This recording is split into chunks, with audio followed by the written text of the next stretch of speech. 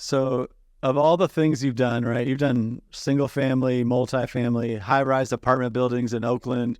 Yep. You've built 250 plus unit condo Yeah. developments, 20 plus $1 million ground up developments. What would you say is your favorite type of investment that you've done over the last, 30 years? Maybe it's changed, but what gives you the most peace of mind and the most alignment when you're investing and you feel good about? Yeah, that's a good question, man. I've done everything, guys. I've done single family flips. I done new construction single family, everyday price. I done luxury new construction single family home, you know, $2, $3 million houses. Um, I done multi-family, townhouses, brand new construction. I done small rehab apartments, 20, 30 unit apartment building. And I done brand new construction apartment building from, a 10 unit up to a 250 unit apartment building. And I've done now today single family home with, 80 in the backyard. So when I look at my whole experience, there's pros and cons in every one of those. You know, single family flip, right? It's great. You make, decent amount of equity and they cash flow, very little. $100, $200, especially in Seattle. If you're somewhere else, you might cash flow better. New construction, so you don't need a lot of money for that. New construction, single family home and luxury home, they don't cash flow. You need a lot of cash to play new construction. You need down payment for the land. You need plans and permits, right? Then you need more money for construction. And then it takes you a year and a half to 2 years. It can take you about 6 to 8 months to get a permit. Another 8 to 9 months to build. So you're calling for 2 years. And at the end, what you get is you get a profit and you sell it. And you and I know you can't keep those because it doesn't cash flow because it's too expensive. But you end up selling the new construction, and what you get out of it, which is most people get excited about, is the profit. But you pay 40 to 50% to Uncle Sam. So you really only made half. And you lose 2 years of your time. And you still don't own no rental property. And also, you can look back 10, 20 years from now. You keep doing though. You gotta look back when you're 50 years old and you go, damn, I flipped a lot of houses and built a lot of houses for sale. But I'm 50 years old and it went by so fast, but I ain't got no rental property. And I see a lot of people in that situation. I've done the big apartment buildings. Those takes a massive amount of cash. If you don't have all the cash, you got to go syndicate and raise capital. Then you got to deal with a whole nother thing about babysitting investors. When a good time is here, you don't have to babysit investors. They just calling you, throwing you flowers and thanking you for everything. And then when the bad time comes around, right, they throw mud at your house, you know what I mean? And mud at your name on the streets. I've done it now a whole bunch of time. I'm in a position now where if I had a choice, which I do, I prefer not to do those much now because they're just too risky.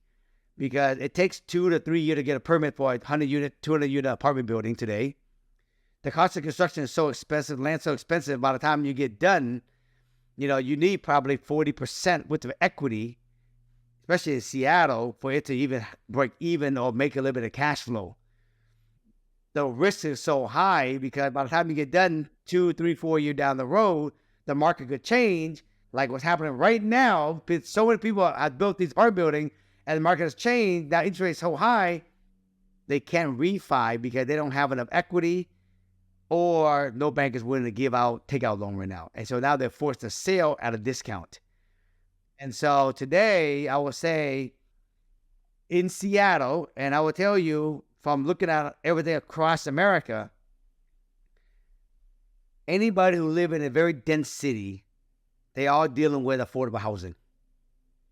And the city is all trying to figure out how to create more affordable housing in big city and dense cities like Seattle, San Diego, the Bay Area, New York, Las Vegas, Miami, Tampa, Orlando. I mean, you name it, these are all dense area. And right now, all city council right now are saying, hey, instead of rezoning single family zoning all across the city, it's too much work. Why don't we allow people to build secondary units in the backyard on single family zoning called ADU?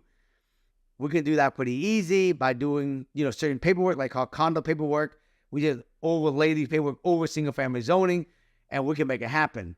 Seattle got this 3 years ago. Today we can build ADU in the backyard. We have separate parcel number. We can sell it separately anytime. And it's a game changer and a cash flow, these ADU cash flow. It costs us $350,000 to build 1,000 square foot ADU, you guys. It's worth $700,000. It's a 1% rule and love no, right? You can't buy anywhere in an expensive market, 1% rule and cash flow. So to me, this is the new cash flow game. And so right now, I just saw an article the other day, and New York just been approved. Boston just got approved. San Jose just got approved, right? And so you guys, today, I love buying single family home, putting ADU in the backyard, or building single family home, putting 82 ADUs in the backyard, and doing multi-family townhouses. Because they less risk, less money. I get in and out within a year, 2 year max, and I can keep them as a rental property. And that's the key thing. I don't want to spend years and years building and selling because I just wasted this whole time of my life. So when you guys are in your peak in your 30s to your 50, that's your prime year.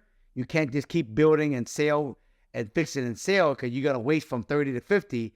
And if you're always selling, you're losing all that precious time from 30 to 50. You're not going to get it back.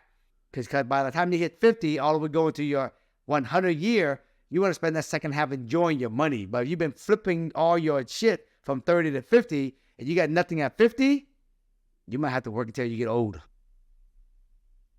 I've talked to so many people about that in terms of, they often will say, I can make 100,000 now if I just flip this.